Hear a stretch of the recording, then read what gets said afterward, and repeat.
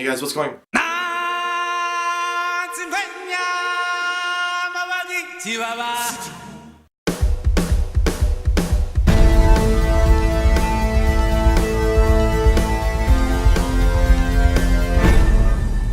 What's going on, guys? I know it's been a while since I've done a video. I've been doing nothing. Yeah, I just haven't made a video. Don't worry guys, it was just a little break.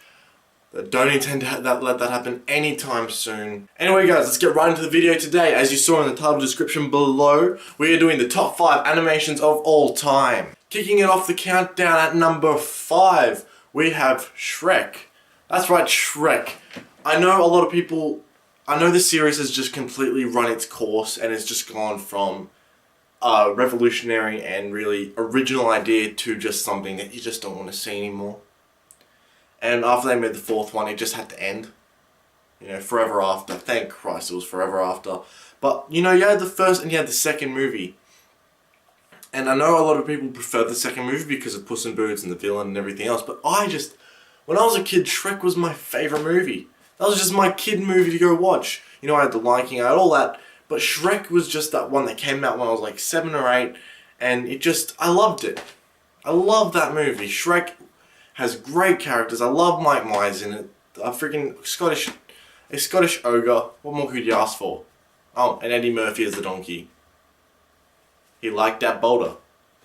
That was a nice boulder. In at number 4 today, we have Finding Nemo. That's right, Disney Pixar film Finding Nemo, released in 2003. What more could you want in an animation? Really, I mean, come on. What more could you want? I know so many people that cried during this film, that cried during it and just like loved it, and it's just all lovey-dovey and shit. Finding Nemo to me is one of the perfect animations. You have a great character, you have a great supporting character.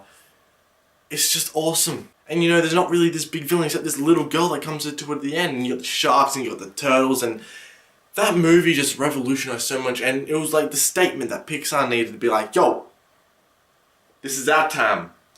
This is my time now. Okay? That's what this movie did for Pixar. It is just one of the best animations of all time, and that's why it's in at number 4. Coming in number 3, we have Aladdin. That's right, you see my full review of Aladdin. You know how much I love that film. That movie, just from start to finish, is just perfect. A great character, a great love story, a great supporting character, a great villain, a great music, great everything. Everything that makes a Disney movie fantastic, that movie nailed to perfection. And you must be thinking, wow, if that's number 3, what the hell's number 2 and 1? Well, here we go with number 2. Alright, number 2 is Toy Story 3. Yes, that's right, Toy Story 3. Not Toy Story 1, not Toy Story 2, but Toy Story 3. I think the reason that I put this in my top 5 ahead of the other 2, which probably would have made it in my top 10, but the reason I put Toy Story 3 this high up, and the reason it's my favourite of the Toy Story franchise, is simply because I remember Toy Story as a kid being just a great movie, a great fun, love-hearted movie, and just, you know, always fun to sit down and enjoy. Number 2 was the same. You know, I didn't like it as much as the first one, but it was still an awesome movie to watch as a kid. Toy Story 3, I saw that when I was like 16, 17. And to me, watching it at that age and enjoying it so much more than I thought I would have, and just a surprise that, you know, it can appeal to adults and kids. Just that experience of watching it at that age and loving it just as much as I love the other movies, that's what separates it from Toy Story 1 and 2, is that I saw this movie as, this was really the first animation, as you know, that teen to adult stage in my life that I really just loved. I could just watch it again and again, and I just loved the story. It had, you know, the return of Woody and Buzz. It had everything in between. It had the great villain. And it had this emotional ending that every single person in the cinema could appreciate, because he's giving away his toys. Nobody wants to give away their toys. Even when they're 21 years of age, or even if they're 45 years of age, nobody wants to give away their childhood toys. But Andy does, and that's just the perfect climax. It's like, you know what? We've had this story unfold over 10 years. We've had this story unfold, and here it is, guys.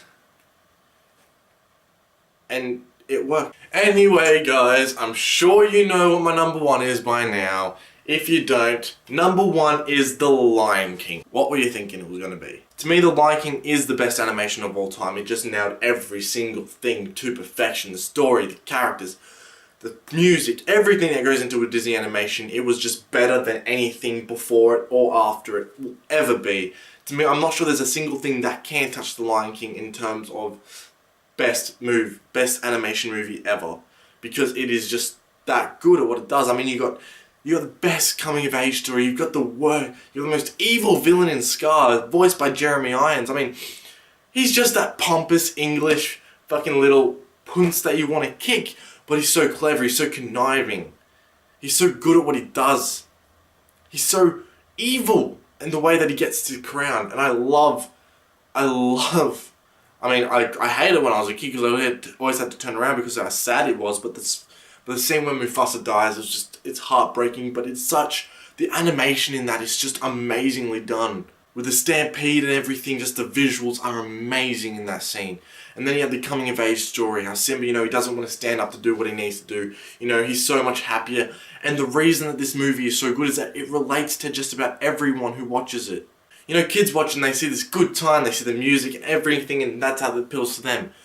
Teenagers seeing it's like, oh damn, that's fucking sick. And then you get adults watching it and you just like, they realise that, Simba has done things that they need to do. They relate to Simba because at every single point in someone's life, they have to stand up, they have to do what they need to do. It's not the easy way, it's the hard way, but they have to do it that way. And they choose to do it that way, and they step, and that's exactly what this movie is about. It's about Simba realising his destiny, Simba realising that he needs to step up, he could just as easily stay where he was. Hakuna Matata for life. It could have been Simba, but he said, no, people rely on me, people need me, I need to step up and do that. That's what I'm going to do. And it's just a great message. It's a great movie. It's just...